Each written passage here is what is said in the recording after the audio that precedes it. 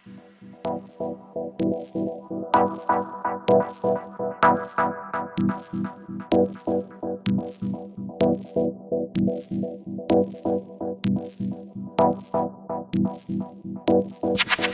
hello everyone, you're listening to the Blockchain Socialist podcast again. And for today's interview, I have Dr. Emaline Friedman. She's a network activist for the Commons Engine, part of Holochain. She's a social critic and theorist. She has a PhD in psychology and is the author of the recent book, Internet Addiction, A Critical Psychology of Users. So hi, Emaline, how are you doing?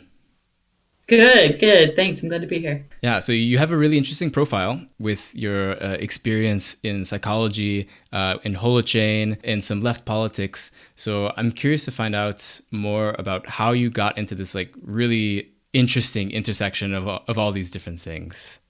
Yeah, so I think as a psychologist or a psychological thinker, I was always interested in the function of listening and sort of the role of the secret keeper. And in college, I was a major, like a methodology sort of nerd, because I was really concerned with data ethics. And I didn't even know really to call it data ethics at the time. But I've kind of had a lifelong proclivity toward, or just interested in the notion that regular people, it's worthwhile to listen to people, and that there's boundless wisdom basically in everyone that really should be heard as both a public good and also as a process of healing. And so I take storytelling really seriously. And it was kind of horrifying to me, actually, going through sort of a mainstream psychology education, learning about how narrative data is collected and analyzed. And narrative data itself even is pretty, it's pretty fringe these days in psychology. What exactly do you mean by narrative data? Like data about someone? Yeah, talk data. Data that pertains, in tech speak, we'd say data that pertains to the user. Like messages and stuff like that included. Yeah, and I'm talking here about, interview methodology and the way that's okay. the way that psychological researchers come in with quote unquote subjects, and try to set up frameworks for storytelling or sharing of personal information. Okay. So I was always really concerned about how that proceeded, and kind of just had a high sensitivity about about the way that people tell their stories and the way that data is processed and held and analyzed. And as I progressed in my education, I was always really interested in the fact that nobody in psychology doesn't really care about what's going on online. When it seemed pretty clear to me that people were using all sorts of, all styles of media and communication to sort of create themselves in different ways across new distances. And so, a lot of what drives the nexus for me of psych, crypto, and left thinking is okay, what is psychology not doing and why? And a lot of it is around kind of the diminishing value of storytelling, kind of a strange disinterest in the way that subjectivity is actually being produced technologically today. And also a lot of neuroscience is quite a bit more popular than qualitative research, for example, these days. So there's also a lot of bypassing of the specific nature of human subjectivity. And I think that there's a lot of intersection actually in the way that in the way that psychological research now proceeds, and in the way that big data is processed and analyzed on social media. So I saw a strange confluence there and kind of sought to ask both of psychology and of major social media, like wanting to take both of those sort of major data producing industries to task. And was sort of, I guess, the crypto world part of that answer, at least from what you could see what was available in terms of taking on those things? Yeah, for me, my entrance into the crypto world was fully based around data sovereignty. And thinking that perhaps if there's been a lot of learning since then, but, the initial thought for me was, okay, perhaps if people had more sovereignty over their data, if they owned it or had privileged rights to it, or if they were tasked with storing and sort of managing it, opting in with their data to various research projects rather than the other way around, where the psychological researcher or the social media company is fully fully responsible for what happens there. I thought maybe that would be sort of like a key to greater bargaining power or greater control over, the way that people are represented on a personal but also on a collective level. And so it was kind of an experimentation starting from what can data sovereignty do for users who are constantly framed as being kind of just passive dolts, right? That economic layer was a bit missing. Yeah, definitely. There's kind of no question, right? Even in the best of psychological research, and there are some fringe styles of doing research about humans that I don't want to disclude here, but for the most part, there's a striking similarity between the human subject of psychological research and lab rats, basically. And so both in terms of how data about humans is understood in tech and in psychology, there's sort of a mirroring too of just the constant diminishment of human subjectivity, Yeah. So maybe I would love to talk a bit about your book, because I think it forms as a good basis for the rest of the conversation. But I think the description of your new book is really interesting, that it hints, or in the description that I read online, it hints at sort of addressing internet addiction as a collective and a societal ill, as opposed to what I think is sort of the usual stereotypical story of maybe that South Park episode of kids addicted to World of Warcraft or something like that, and their parents just aren't being restrictive enough on them, and they actually need to just put a timer on their internet time. But yeah, maybe you could share a bit about the book and how internet addiction could be solved as a type of societal ill, as opposed to a personal issue with yourself. Yeah, definitely. So okay, there are a few things there. The first is that, so the book is basically meant to draw attention to all of the different threads of moral panic that are directed at internet use and at major social media platforms. And so what I was trying to do there was to show psychologists and other human service professionals basically how they're contributing to that moral panic, without really recognizing the full ramifications of that. Because I think moral panic around the internet is a highly political issue. But then also sort of to point out the lost opportunity there, which is that, psychological thinkers more than anyone should be able to kind of counter that narrative and actually shed light on the kind of amazing, creative processes and the different forms of social organization that are trying to emerge online. And so I kind of wanted to sort of, create a call to action that was okay, not only is this moral panic seriously misdirected, but also it really bears spotlighting some of the human struggles that are emerging online that are certainly not specifically the cause of the media themselves.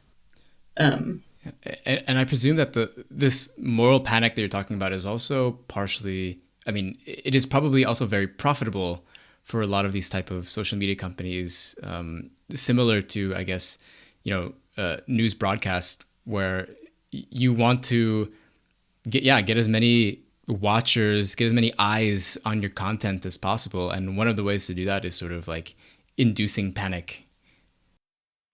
Oh, are you talking about Mm. like all press is good press, sort of, for these companies?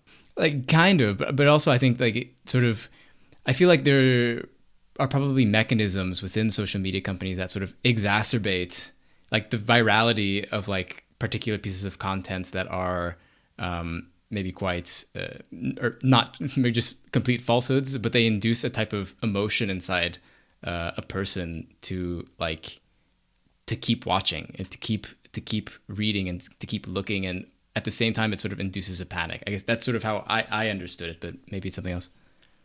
Yeah, yeah. So I think what you're talking about is what I would call the specific mechanisms of internet addiction, which are really poorly described by psychologists, actually. So this is so you're talking about like the real content of the issue, I think. And I was just trying to frame that that internet addiction is part of this sort of framework of moral panic that skirts a lot of the issues, like a lot of the socioeconomic structure of the internet and a lot of politics online, basically, like, that doesn't really want to know anything about the specifics, but that just sort of like, sees a lot of things changing in the Mm. social world. And it's kind of like a fear response to the large scale societal shifts that are happening online. So it's at first sort of just like a call to look at the fact that, there's like a lot of outrage, that really, that doesn't actually get into any specific critiques of what's going on online. And the reason why I kind of have to start so far back there is that psychologists really don't seem to be very interested in what people are actually doing online. Like, my whole criticism of the notion of internet addiction is that there's no, well, there are a lot of issues with it, but the way that it's operationalized in psychological research is basically, all internet activity is purely a function of time spent. So there's no qualification in any psychological research about what people are actually doing when they're online. It's sort of just like a binary, like, are they staring at a screen or are they doing something else? And that something else is always supposed to be something more socially beneficial, and Mm. that's what internet addiction sort of sloppily inherits from a general addiction framework, is that you're either like in the addiction and we don't really care about like what the drug is doing for you or what, psychotropic realms you're exploring or whatever. We just care about the fact that this addiction is taking you away from living in the real world. They're very heavy-handed about, online is not the real world. The real world is where you have a family and you have a job and you know yeah, Right. where, yeah. Yeah, I guess yeah, it's very different from an addiction to heroin or something. You're either on heroin or you're not on heroin. Whereas I guess that type of framework loses um, the details. If you're online angrily or watching like right wing conspiracy YouTube videos versus like, I don't know, talking to your grandmother through Facebook Messenger or something, like quite different experiences. And we wouldn't do the same thing with like in-person social interactions. Like I think psychologists would, they divide the types of social interaction that you would be having with someone, but they haven't really gotten to sort of categorizing sort of internet-based interaction. Yeah, exactly, exactly. And it's a shame because I think that they're exactly the sort of people, who could counter some of the moral panic about the internet that comes from other parts of society, right? It's like quite popular in politics now to talk about, too much screen time for the youth and things like that. The World Health Organization is involved. So, I'm kind of like, well, maybe we should actually look at what people are doing online, right? Like, it's kind of my secret way of trying to get human service professionals interested in, even the farther realms of like network organization and in crypto, or some of the things that people are doing that are specifically issue from the possibilities of all-to-all peer-to-peer communication, but that see the light a little bit more, because rather than just joining in the chorus of sort of like, oh, these exploitative social media companies. But in fact, that is where the book goes. I'm like, okay, in order to be able to really look at how subjectivity is being created online right now, we should in fact have a solid basis for understanding what the terrain of struggle is. Right. So, in fact, we should be caring also about, Facebook's profit motives and their opaque algorithms, and the fact that they've sort of, major social media now has sort of become like a kind of policymakers and tastemakers and, right, censorers. Yeah. I like your use of the word terrain of struggle, because that's sort of how I would also describe the crypto world as well, to a certain extent. And I have plenty of ideas about how the left should consider that we can talk about maybe a little bit later. But it seems like this seems like such a particularly difficult issue when it seems that almost everyone has an internet addiction nowadays. Like I am online quite a bit, because of, and other people as well, because of the pandemic, but also because of my work. And like me, ever since I started this like platform, like I feel the need at least to like constantly be online so I can like check, what's going on with my platform, so I can like respond to people when they message me if they have questions. And like, so that seems like such a tough thing to like even begin tackling when it's already it like sort of it's snuck into our lives. Like I do remember a time when there wasn't much internet, or we didn't have smartphones, and like I think especially the introduction of smartphones, I think just like drastically increased the amount of screen time. Yeah, it's definitely the case. So you kind of picked up on the other the other fallacy of psychological research about internet addiction, which is that there is no control group, right? Like there is no group of teens or whatever that you can point to and say, okay, here's what a brain not on the internet looks like. Because this is your brain on the internet. Like remember like the DARE program type of things. Exactly. So, and that makes it all the more obscene, basically, to like pick out people who are especially excessive and sort of point the finger at them, right? So that's so there's also great reason to get away from a punitive model of internet addiction. How about the Amish? Could we take a few Amish kids or something? Yeah, maybe. I mean, I should look into that, actually. I'm not sure how the Amish are handling the COVID pandemic and trying to, keep their jobs or their education up online.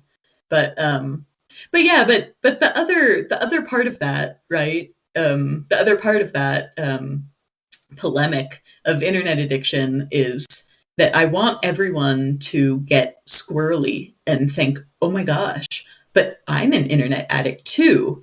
And that sort of brings us to the question of like, who is the revolutionary subject of the digital age? Like this was sort of a guiding question for me, because I know it's not, right? Like there's something really, I think there's something kind of pathetic about the fact that we think about human beings as users. So there's that play on words, right? It's like, and I'm a Californian, so it's possible that I feel especially hazed in Silicon Valley culture. But by and large, right, people and users are becoming indistinguishable. And so it was there was an effort definitely in the book to look at like okay, how can we reclaim something like userhood? Can we reclaim being internet addicts? Or is there some other way to talk about the fact that we, to be accountable and interested in exploring the depths of the fact that we create and are created by our digital technologies? To me, it seems to mirror a bit this like obsession with the word users as well, like the obsession of like with consumers. I mean, I think they're pretty closely linked, but like I feel like neoliberal capitalism probably the focus on consumers and like consumers being like the ultimate subject that you need to please for your business. And like, I mean, even government policy papers will also treat their citizens as like consumers as well. So it's and it's pretty just strange to read, like being referred to as a consumer or a user by, by your government or something. Absolutely. Yeah, I've been really I don't know, I guess I'm mourning David Graeber's death pretty hard. And and I bring it up because I was so blown away by I'm trying to sort of popularize his understanding. He was always extremely critical. I mean, as we all should be, I think, about this sort of model of the human being as consumer.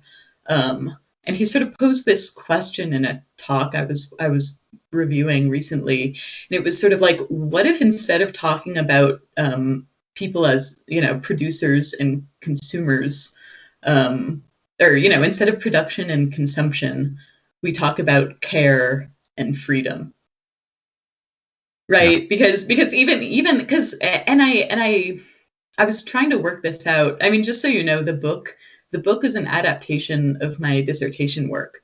So I've been grappling with these issues that are really complicated for like, I don't know, the last 7 or 8 years just to get these 100 or so pages out. And so I explored initially, I was like, oh, okay, well, we're not just consumers, we are also producers, and got sort of taken down this slightly like misogynistic rabbit hole of trying to view everyone as producers.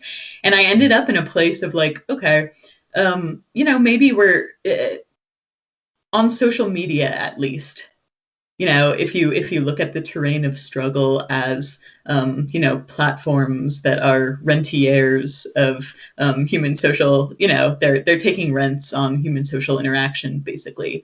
If we're producers of anything, we're producers of ourselves and each other, right? So in fact, that's really more care than it is production. Mm.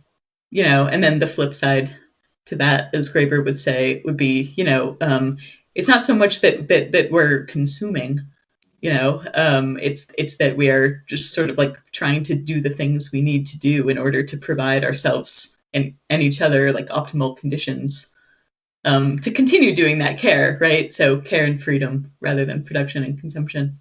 Yeah, I like that. That leads perfectly to my next question. What is the connection between, for you, I guess, mental health and the precarization of life, especially under digital capitalism? As you were talking about, it seemed like you were about to get into touch on that subject.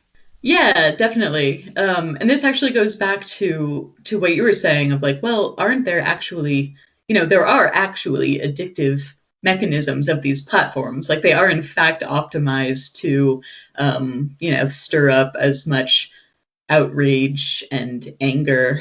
And I would also say, jealousy and sadness in us as a sort of like provocative social form that keeps the platform monetized.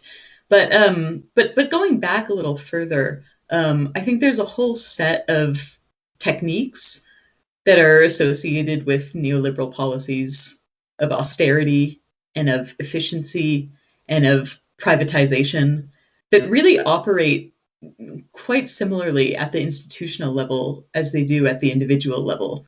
Like it's all stuff that sort of hollows out the liveliness of life, really. Like the connection I make, I guess, is to like going back to Foucault's lectures in the 80s about biopolitics as sort of an attitude about controlling whole populations through statistical methods. I think that stuff sort of comes to an apex with the digital economy, and the way that it uses individual expression, and particularly expression of pain, basically, like real cries out, as a way to sort of like gain a tighter controlling sort of grip on populations at large. And so there's a lot of I guess the way that I see digital capitalism now is sort of like cashing in on a lot of the individualizing processes of neoliberalism, where it's sort of like, you take away social safety nets, you indebt people profoundly, kind of ensure that there's no deeper sense of collective belonging or anything. And so you take all of that and put it online, and and you get this whole sort of like performance of the pain of that lack of belonging and of that forced individuality. I'm sort of maybe afraid to say something like this, but at least like what I've noticed and what I've sort of read is that, sort of the increase in like mental health issues in people in like younger generations, they're growing up in an internet which already has these huge centralized platforms that sort of create these walled gardens for them to interact in. And like at the same time, there has been a huge increase in like mental health issues, like around depression and anxiety. So I feel like through that process of making their mental health worse, it makes them more wanting to use those platforms to like seek validation, and then they also like suck out profits out of that at the same time. Right. Yeah. And it is, it's also, there's a chicken and the egg problem, right? Like it's such a juicy area of thought, trying to like tease out the specific effects of digital technologies versus the sort of platform that they give for expressing other facets of life. And I never want to be whenever I veer into a realm of attributing too much to the internal dynamics of platforms, and in fact their addictiveness and the consequences of their algorithms, it's still like important to always be remembering that there's also a veracity to it, where like a lot of the things that you see, some of them are like responses to that immediacy, but there's also, there are also outside concerns that come to bear pretty heavily. Like a lot of what people are doing online too, and a lot of the reason that that some of the surveillance discourse catches on in places that you wouldn't necessarily expect it to, is because people are also aware, like people are looking for jobs online. Like people are sensitive to that sort of like context mashing that on the major platforms that creates a lot of anxiety, and a lot of confusion, and a lot of like a felt sense of repression, because of the fact that it's also, an answer to, lack of stable jobs, and like being in the gig economy, for example, or pursuing contract work. Like there's such a higher overhead to find the next thing, and to be communicating more broadly. So hey everyone, if you're enjoying this episode so far, be sure to subscribe, leave a review, share with a friend, and join the crypto leftist communities on Discord or Reddit, which you can find links to in the show notes. If you want to be sure that more content that explores DLT like blockchain and the potential it has for the left could be created, you can donate to my efforts through Patreon. So if you go to patreon.com/theblockchainsocialist, you can donate starting at $3 per month or more to help me out and join the newest patrons like Stefan and Nikki 9 Lives. So at the moment, I've spent more on this project than I've ever earned from it due to hosting costs, so any amount really helps. And as a patron, you'll get a shout out on an episode like I just did, and access to monthly Patreon exclusive Q&A episodes where you can submit and vote on questions you'd like me to answer, and I'll give my thoughts in roughly 20 minutes.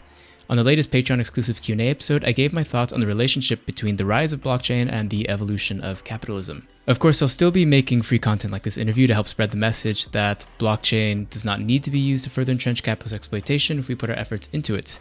So if that message resonates with you, I hope you'll consider helping out. You might notice that my audio quality is a bit better now compared to previous episodes that I've recorded because I've purchased a better microphone thanks to the donations of patrons. So thank you guys who've been able to help out.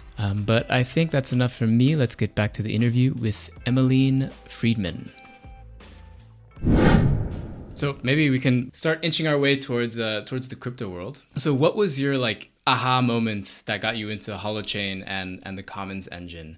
Had there been much work in the psychology field around taking part in these commons oriented types of activities with the Commons engine, or I imagine probably not that much with crypto, but yeah. So there's basically no rhetorical notion of the commons in psychology.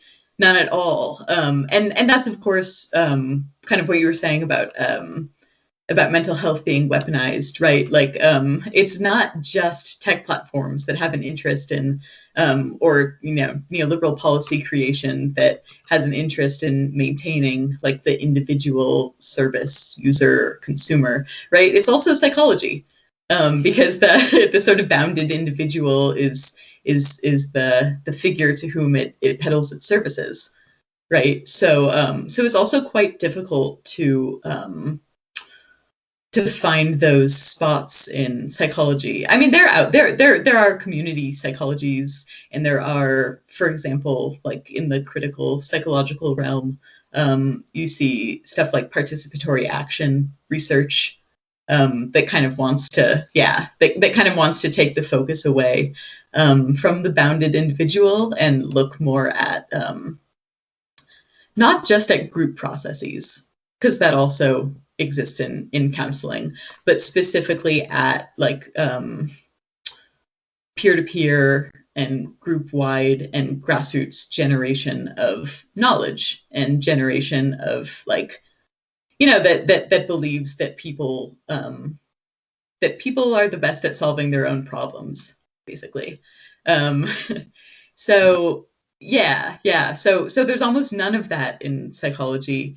And the way that I got into Holochain, and the way that the Commons engine eventually formed out of that, is basically what I was talking about earlier, which is that I would love to see both in the realm of, both in the tech world and in the realm of psychological research and practice, it would be so great to see more of a turn to entrusting people with their data, their stories, the ways that they organize themselves. And so why Holochain? As opposed to other sort of maybe more traditional blockchain types of protocols? What was about Holochain that I guess spoke to you from that perspective? Basically, in writing about this tech and subjectivity stuff from the internet addiction perspective, the big realization for me is basically just that data sovereignty, or sort of informed self-exposure plus algorithmic sovereignty, and political participation in the governance of platforms, had to be baked into the way that software is produced. That's sort of just where I arrived. And I got excited about Holochain as a way of writing distributed applications because it was pretty apparent from the get-go that blockchain is not meant to handle social media type applications, right? The energy expenditure required for global consensus is just enormous. And so I was trying to imagine how that model would work for large social platforms.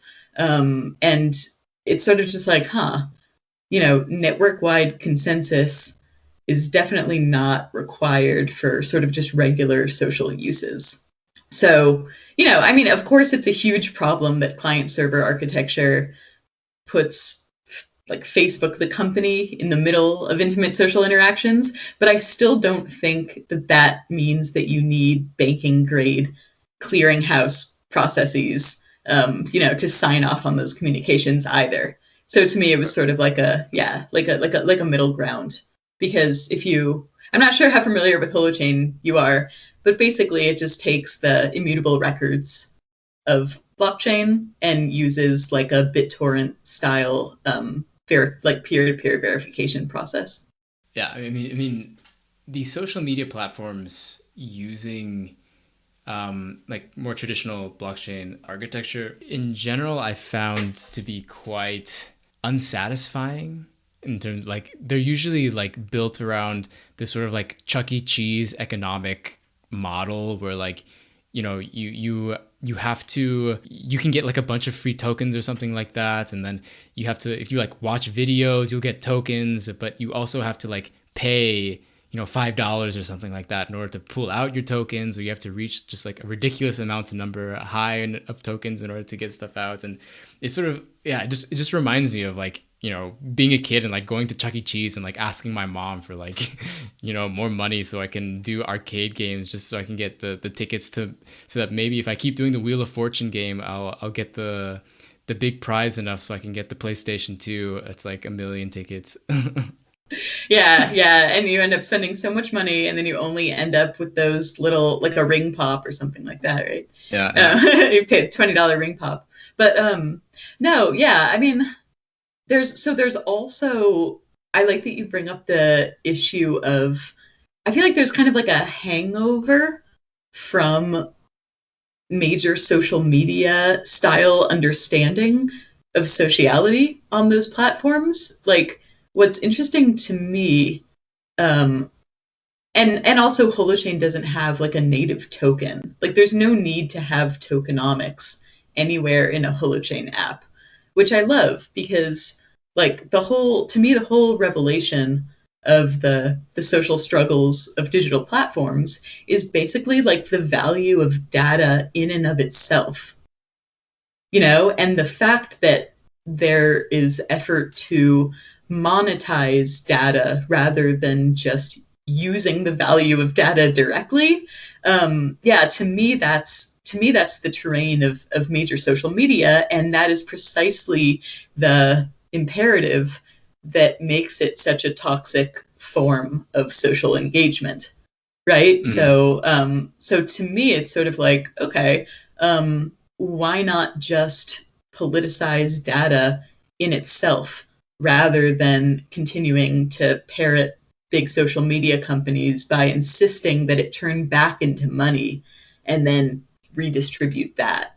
Like, I'm much more interested in projects that seek to, do projects seek to do this? I'm much more interested in the possibilities, the future possibilities of, using data, like people opting in to pooling their geolocational data in order to, to create a fund where the municipal government, gets to use that for planning purposes and funds the social media platform in return. I'm interested in both partner state sort of possibilities for how data can be valued directly, and also sort of like community self-learning processes that can occur through just direct valuation of the data for itself and what it says about our social processes and how they can be improved. Yeah, like focusing on use value versus exchange value of your data. Precisely. That's such a more succinct way to say it. Thank you. So maybe you could explain a bit more about the Commons engine and sort of what that is and what its goals are. It's like a project on top of Holochain. It's sort of like a Holochain-led project, I believe, or supported. Yeah, I would call it more of a Holochain ecosystem project, right? So, as is the case in most blockchain projects, in fact, distributed ledger projects, as I like to say, kind of expanding that frame. In most of those projects, there's an imperative to sort of expand out, like basically the economy of network effects doesn't go away, even with distributed applications, right? Like, it's still the case, even if you take money totally out of the equation, it's still the case that for a network to be valuable, it needs to reach a sort of critical mass, or there need to be like connected islands of use, as it were. And that's definitely the case for Holochain's promises for like mass interoperability, basically, which would make the whole ecosystem much more useful. And so the Commons engine exists to kind of be like a sensor across different emerging Holochain applications, and to sort of instantiate right off the bat a sort of community-led ethos, an ethos of community processes for generating, for example, business models that don't involve ads or extraction of user data, right? Or of, like there are shared needs that we imagine existing across all Holochain applications that involve viability, that involve like politicking through the apps, that involve licensing and issues like that, and a lot of lower level technical issues, right? Like it's a pretty ambitious project to build a whole new structure of networking and data holding. And so so we're trying to address lots of what we think of as ecosystem wide needs. Yeah, sort of like a pan holochain type of application. But so I really like that it's called an engine, mostly because like Marx liked to describe the economy as an engine as opposed to like a system in homeostasis. He preferred using it as an engine. I don't know if Arthur Brock or someone over there is a is a Marxist or not. Oh, that's an interesting question. It's definitely, I mean, socially and culturally, the Holochain ecosystem is quite unique, I think, in its communitarian sort of heritage. I mean, I was really impressed when I first joined the team. We were talking earlier about trying to yell out to the crypto leftists, like, where are you in this like crazy casino world? I was really impressed when I joined the project that it was a lot of like environmentalists and intentional community enthusiasts, kind of like a back to the land vibe a little bit. But there's, and so really with the, with the Commons engine, it's like trying to maintain some of those, to like embed some of those communitarian values into the way that the ecosystem shapes up. And we're very much indebted to the, to the peer-to-peer foundation here. Like after a lot of searching, I feel pretty convinced that is like, talking about the commons as an emergent mode of production, or even a mode of exchange, sort of just like a viable post-capitalist alternative. I think that's really resonant, and it gets away from a lot of the like, Cold War style politics. And if people are interested in learning more about the Peer-to-Peer Foundation, they can listen to my interview with Michelle Bowens previously. But so maybe I want to try to see how we can maybe tie this a little bit together. Because like, how do you think attempting to remedy these issues in mental health we've talked about and internet addiction through these like participatory, peer-to-peer, commons-oriented technologies and like modes of production, I guess, as well as trying to create, it's like, how does that address, you think, a lot of what I think the left is ultimately trying to achieve? Yeah, so I think that, I think that a lot of the way to resolve the issues we were talking about earlier of like, who are the revolutionary subjects, and how can we counter the sort of passive consumerist paradigm, the user paradigm, for thinking about human beings. I think it's pretty clear that like a lot of what's happening is quite simple, and it's just that people don't have a lot of say in the systems that they're being shuttled through. And I think a lot of it, it's sort of like being sold, like having a lot of culture of community sort of like taken away from people and then sold back to them on digital platforms and in related services. And so I think it's sort of like a wager on alienation, perhaps. And for me, the way that the tech comes into being is just as important as what it's actually trying to do as a communication service or a means of coordination, right? And I think really that the key here, with a progressive agenda is like kind of like a like there needs to be some way of getting people involved in the processes that run their lives, basically. So, you know, without wanting to get too cheesy about human potential and empowerment, it's sort of I take the tack much more of like,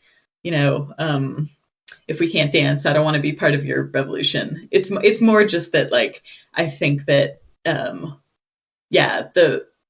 sheer value in getting groups of people together in a town hall style, or in some sort of conversation or participatory process about how about what they would want from these platforms, what sort of value they would hope to get from them, how they would want it to interface with other major social institutions is really important. Yeah. To me, it feels like the paradigm of using sort of like the commons, it's and like participatory sort of like mechanisms, or like making it easy to be inclusive. It fight backs against, I think, the nihilism that's very prevalent among the left sometimes. And some people like, especially like since Bernie Sanders won, everyone was like, join DSA, and like that'll give you like a sort of place. So, I mean, whatever, you can criticize DSA for whatever you want, but at least it's like a place that people can join and like begin to hopefully like partake in real action and fight back against the alienation that they feel. It's like it's also like on one side it's helping from a like materialist sort of like big world type of thing, but also it's dealing with the personal and like mental health issues that go along with capitalism. For sure. Yeah. I mean, there's a lot in the peer-to-peer technology world. And I think the best that comes from the blockchain world is just this sort of recognition that there's something like super alienating about being involved in hierarchical social organizations. And that if there is a draw, the reason why I think that this sort of communing needs to happen around technologies is specifically because, like, when I wrote the internet addiction book, it's like that I was trying to tell psychologists that this is like where people are hanging out, and the idea is not to go. I mean, I don't know. My politics is not one of, like the world is elsewhere. Like if you want to participate in civic society, like you need to get out of your life as it is and go join this, that, and the other thing. And you need to go put yourself in the position of a world leader and think, okay, what does the world need? Like, what can I do for other people? So there's, for me, it's more like wondering what would happen if it was possible for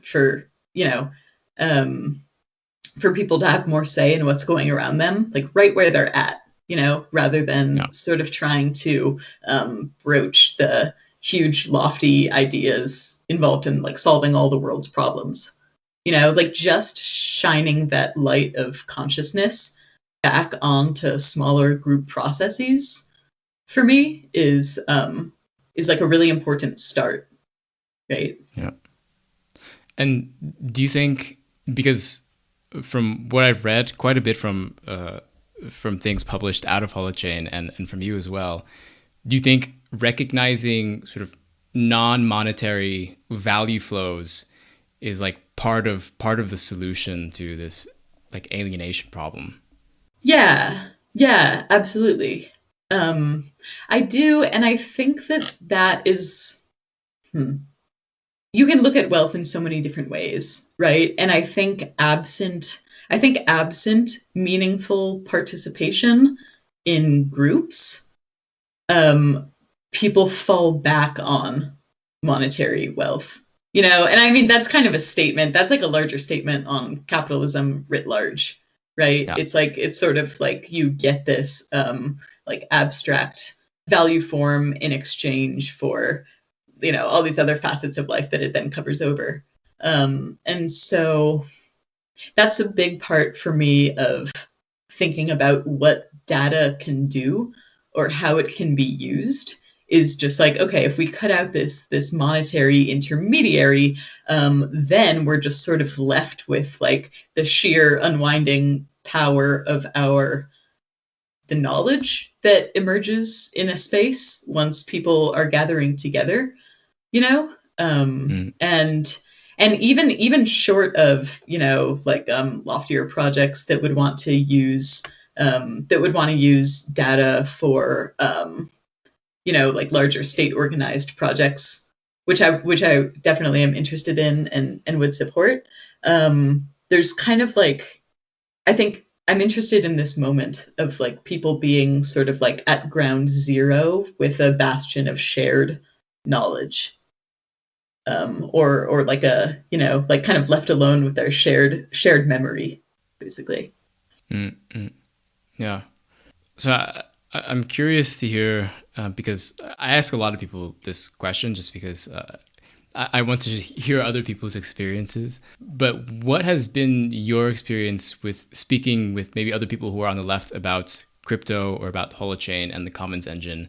And maybe what do you think like we should be doing to get more people on the left into the fray, creating more crypto leftists? Yeah, so I mean, I went to the Platform Cooperative conference, I guess a few months before COVID hit. And that, to me, that's the other bastion, like that's the other group that I think would be really prime to sort of like connect into this fray. Basically, like people who are still focused on like specific problems of the digital economy. But I was really bummed to see that there was almost no like organic mention of crypto, and when it came up it was met with a lot of weariness. And so a lot of my experience with the platform cooperativists, but also with leftists who are doing mutual aid projects, who are engaged in like more typical electoral politics. There's like a lot of there's a lot of weariness. Well, yeah, I mean, definitely skepticism, right? Like the easiest thing to do is sort of like write off the crypto world as like a huge scam, which is understandable. But I think there's also the fact that like, I mean, a lot of times people don't disagree with me when I'm talking about data or algorithmic sovereignty, but there's kind of this sense of like, oh gosh, like our activism is so like exhausting and under-recognized as it is, that like, switching platforms as like a principled thing to do is sort of like beyond our ken. Like, gosh, like we're just trying to get at the vote, and now we're supposed to like not use the power of Facebook just because, there are all these issues going on behind the curtains or whatever. So, I think it's really difficult for people to see, it's quite a difficult issue, right? Like the value of data. It's something that's quite philosophical, and I think difficult to understand, and difficult also to counter the sort of distance that people feel from like big technological systems, So a lot of trying to engage with other people on the left about crypto is sort of just like emphasizing all of the ripple effects of the digital economy and saying, like this isn't just one new issue of landlording basically in our society, or it doesn't sort of just fold into a generic issue of social inequality, but it actually like hampers movements like right from the start, right? Big tech does. But it still is perceived, I think, as a sort of moralism, and is taken as like okay, like you can criticize me for not going further, like not going far enough in my activism, but we're trying here, and new tech systems seem really complicated and too much. Yeah. Yeah. It seems to be mostly partially an issue out of, I mean, just being kind of weak after just so many decades of austerity and of neoliberalism and like of losing, quite frankly, in certain respects. That it's like, yeah, in an ideal world, I think the left would have taken the opportunity during the rise of the internet to have created very different types of platforms than what we see today with Facebook or Uber and whatever else. Like, I think if there was a proactive left, then we would have had like our own platforms, and we wouldn't be relying on making these, having to rely on Facebook and the niceness of Mark Zuckerberg to be able to do your reach out to get out the vote or whatever. Yeah. I mean, I think there's also an aesthetic discomfort. Like I think that there is a real. I think it harkens back to a money taboo, actually. Yeah. I think there's also like a really strong moral sensibility around like, I'm not for the money, and perhaps my activism is like one place where I'm not trying to be concerned with getting paid, where it's, and that's part of a larger problem, right, of like viewing political activity as like a sort of locus for personal fulfillment, right? Which is more a facet of liberalism now, I think. But in the American context, I mean, these things are really difficult to tease apart. And yeah. Yeah, no, absolutely. It's it's something that, it drives me insane sometimes bringing up the points you're bringing up. No, but yeah, the left in general has been afraid to, I think, study money. I think because it's sort of like the ideal communist utopia maybe is, a moneyless society, and therefore I should not be even thinking about money. It should be, it's sort of, I think, this incorrect, in my view, belief that you can just sort of like sever capitalism, like as if it was like, I don't know, an arm that you just cut off, and then you can keep going with the rest of your body, rather than as like a dialectical process of contradictions in which hopefully the synthesis of all those things creates something better. Yeah, definitely. I mean, it's really, there's definitely a sort of like sacrificial bent to a lot of the, I don't even know if I would say left, like to a lot of, a lot of, it includes liberals, like radical, to like a lot of radical liberals. There's some sense that that one's participation is sacrificial in nature, and I think that paradigm of sacrifice, which for sure comes from like an individualist, coming from like a culture, like a neoliberal culture of individualism, it's kind of difficult to see like participatory action as something other than a personal sacrifice. Like there's this really strong, like a lack of understanding and a really strong wedge between the individual and the collective. And so it generates this sort of like sacrificial paradigm of doing work for the common good. that doesn't include, right, that ends up sidestepping a lot of issues or relegating a lot of issues of like material survival and like what it actually takes to like, you know, create institutions or galvanize new groups or even like pursue a project in a continuous way.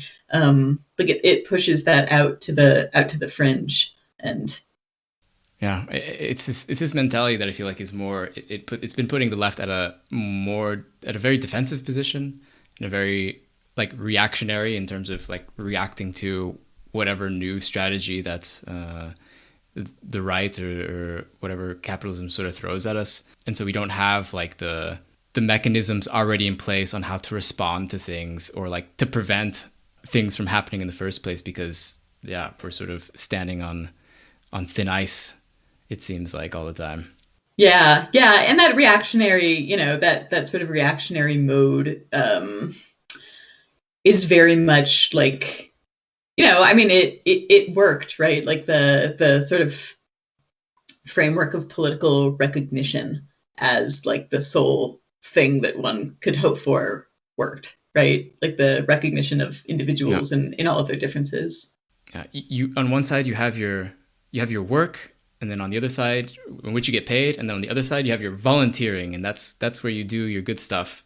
It's sort of like, I don't know, very, Christian, I don't know, I guess like a Christian type of thing where it's sort of like repent for yourself.